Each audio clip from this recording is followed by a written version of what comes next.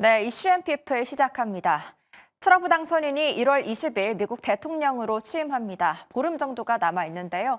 어떤 행정명령을 쏟아낼지 전 세계와 시장들이 주목하고 있습니다. 이와 관련해서 어떤 변화가 이뤄질지 전망해보고 대비해보는 시간 가져보도록 하겠습니다.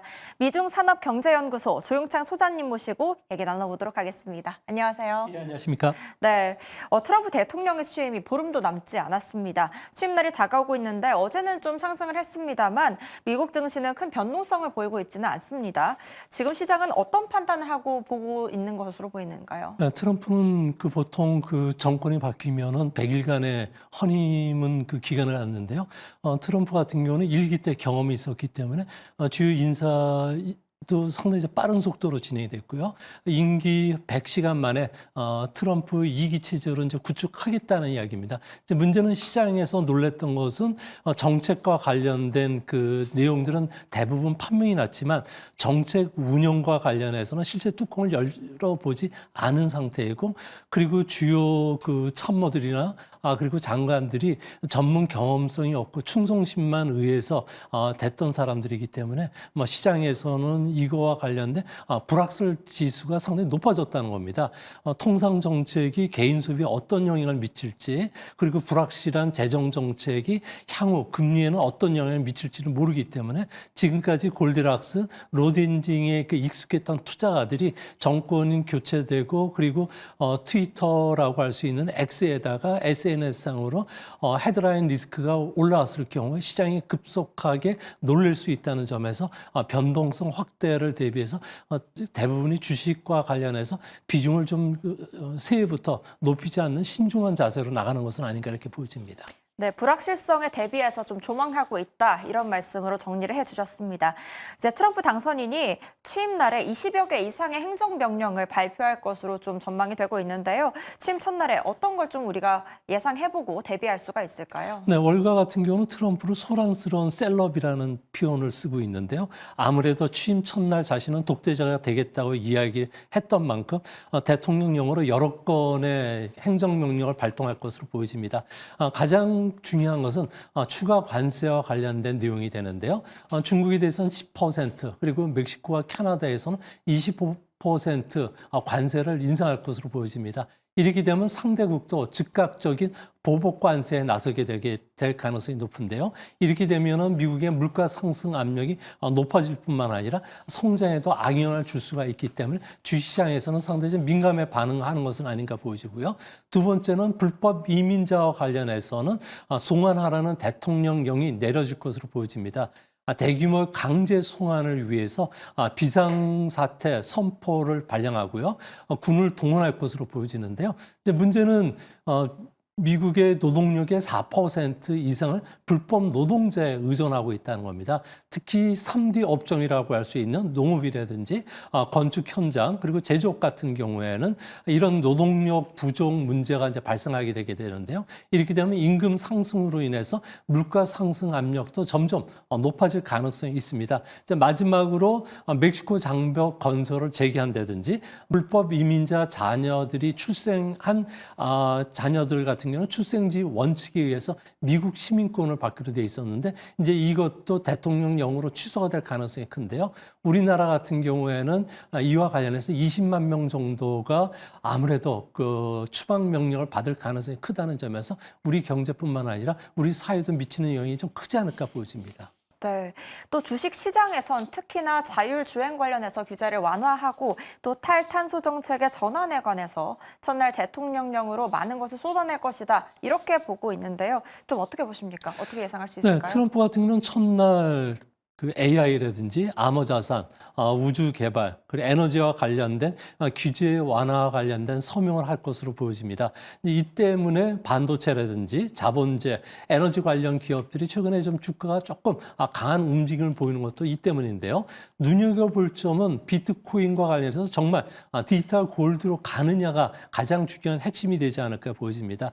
시장이 원하는 규제가 완화가 된다면 신규 자금이 유입이 되면서 현재 1비트코인이 10만 달러인데요. 이게 15만 달러까지도 갈 수가 있겠고요. 디지털 골드와 관련된 주의가 상당히 공고해지지 않을까 보여집니다. 트럼프가 이제 첫 번째 행정명령 중에 하나가 암호자산 업계의 그 엄격한 단속을 진행해왔던 SEC의 캔들러 위원장 같은 경우에는 취임 첫날 해고를 하겠다고 이야기를 했고요. 두 번째로는 정부가 5년간 비트코인은 총 발행량이 2,100만 개 정도가 되는데 이 중에 5%인 100만 개를 전략 비트코인으로 준비금으로 쌓아놓겠다는 겁니다. 이렇게 되면 수요가 폭발적으로 늘 뿐만 아니라 비트코인 초강대국이 될 수 있는 만큼 디지털 골드와 관련된 일거수일투족이 우리나라 그 주시장뿐만 아니라 코인 업계에도 영향을 미치지 않을까 보여집니다. 또 한 가지는 트럼프 같은 경우에는 미국 내 석유나 천연가스 생산과 관련해서 임기 그 18개월 이내 가격을 반값으로 인하시켜주겠다고 이야기를 했는데요. 이 때문에 그 당장 채굴과 관련된 여러 가지 규제도 완화가 되고요. 또 바이든이 인플레이션 삭감을 위해서 2022년부터 10년간 3,900억 달러를 들이는 보조금 주는 정책을 써왔습니다. 이거와 관련해서 일시적으로 규제를 강화시키지는 않을 것으로 보여지는데 아무래도 이 보조금의 80%는 공화당이 지배하는 주의 대부분이 분배가 됐기 때문에 공화당 주지사들의 의견을 좀 받아들여서 일순간에 보조금을 중단시키지는 않을 것으로 보여집니다. 네, 암호 자산 관련 그리고 또 탈탄소 정책 관련해서 이야기를 들어봤습니다. 그런데 중국에 대해서 이야기를 안 할 수가 없습니다. 트럼프가 중국에 대해 취임 첫날부터 추가 관세 등 전방위적인 공세에 나설 것으로 보여지고 있는데요. 중국은 미국의 공격에 대비하고 있기는 합니다만 그걸 이겨내기가 좀 쉽지 않을 것으로 보입니다. 어떻게 보십니까? 네, 트럼프 같은 경우는 중국과 일정을 하나둘 지금 준비를 하고 있는데요. 현재 관세뿐만 아니라 첨단 기술이라고 하는 AI라든지 양자 컴퓨터 그리고 바이오와 관련된 규제들을 상당히 좀 강화시킬 것이라고 합니다. 중국 불법 이민자에 대해서 강제 추방도 있을 거로 보여지고요. 또 미국인의 스마트폰 해킹과 관련된 규제도 또 한 번 나설 가능성이 높게 된다고 합니다. 이렇게 되면 중국 같은 경우에는 전 세계 그 제조업 생산의 3분의 1을 차지하는데 중국 내 수요는 20%밖에 안 됩니다. 미국이 수출 규제가 들어간다면 미국 수출이 전체 GDP의 20%를 차지하는 중국 입장에서는 성장률이 1에서 2%포인트 정도 떨어질 수밖에 없고요. 중국에 수출 못하는 제품들 같은 경우는 우리나라나 일본, 동남아 쪽으로 물밀듯이 밀려들면서 무역 분쟁을 야기할 가능성이 크다고 합니다. 트럼프 1기 때는 중국이 성장률이 6에서 7% 성장했지만 현재는 4% 성장을 하고 있기 때문에 앞으로 중국 경제는 상당히 어려움에 처할 가능성이 높게 되고요. 중국이 미국에 이제 수출을 못하게 된다면 평화 공존보다는 충돌로 갈 가능성이 큰데요. 당장 히토류 수출 금지뿐만 아니라 미국 국채에 대한 보유도 좀 줄일 것으로 보여지고요. 또 중국에 진출한 미국 기업이죠. 엔비디아를 비롯해서 많은 기업들에 대해서 반독점법과 관련된 조사를 좀 더 강화한다는 측면에서 트럼프 1기 때보다 미중 간의 관계는 상당히 껄끄러워질 것으로 보여집니다. 네, 또 연준이 내년도 물가를 좀 예상보다 높게 바라보면서 금리 인하 횟수도 좀 조정을 했었습니다. 그로 인해서 변동성도 좀 시장에 부여가 됐었는데요. 이번에 트럼프 새 행정부의 미국 제일주의 우선 정책이 이루어졌을 때 연준의 금융 정책에는 또 어떤 영향을 미칠 수 있을 거라고 보시나요? 네, 가장 중요한 건 시나리오 중에서도 가장 확률이 높은 건 추가 관세뿐만 아니라 이민 규제, 또 감세 정책으로 인해서 인플레이션 압력이 계속 높아지는 게 문제인데요. 이런 조치들로 인해서 미국 같은 경우는 1년에서 2년 사이에 물가가 0.3에서 0.5% 정도 높아지게 된다고 합니다. 이렇게 됐을 경우에 연준이 추가적으로 2번 금리 인하보다는 한 번 정도에 그칠 가능성이 크지 않는가 보여지고요. 가장 안 좋은 시나리오는 관세와 관련해서 중국에 대해서는 60%, 다른 나라에 대해서는 일률적으로 20% 관세를 부과하는 계획이 실행이 됐을 경우에 미국 같은 경우에는 물가가 무려 1.6%포인트 정도 높아지게 된다고 합니다. 이렇게 되면 금리 인하를 할 수가 없고 다시 금리 인상에 나서야 될 가능성이 큰데요. 미국 같은 경우에는 관세가 인상이 되면 이는 소비자가 부담하는 목은 한 5%, 나머지 한 65%는 상산자들이 부담해야 되기 때문에 상산자들의 기업 실적 악화는 아무래도 미국 증시에도 악영향을 끼칠 수 있다는 측면에서 많은 우리 경제에도 주식 시장에도 많은 영향을 끼치지 않을까 보여집니다. 네. 또 미국 연준이 지난해 9월 이후 1% 넘는 1%포인트의 금리를 내렸는데도 장기 금리는 1% 정도 올랐습니다.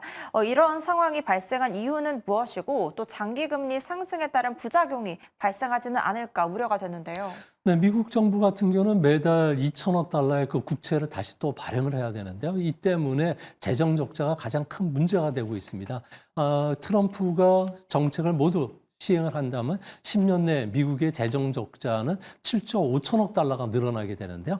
이 때문에 벌써 금리는 10년물 기준에서 4.6%까지 올랐고요. 이로 인해서 부동산 시장이 가장 큰 타격을 받을 가능성이 지금 높게 나타나고 있습니다. 신용평가 무디스 같은 경우에는 2026년도까지 오피스와 관련된 사무실과 관련된 면적이 4분의 1 정도가 공실이 다시 추가 발생하게 되고요. 이는 2,500억 달러 정도 규모가 된다고 하는데요.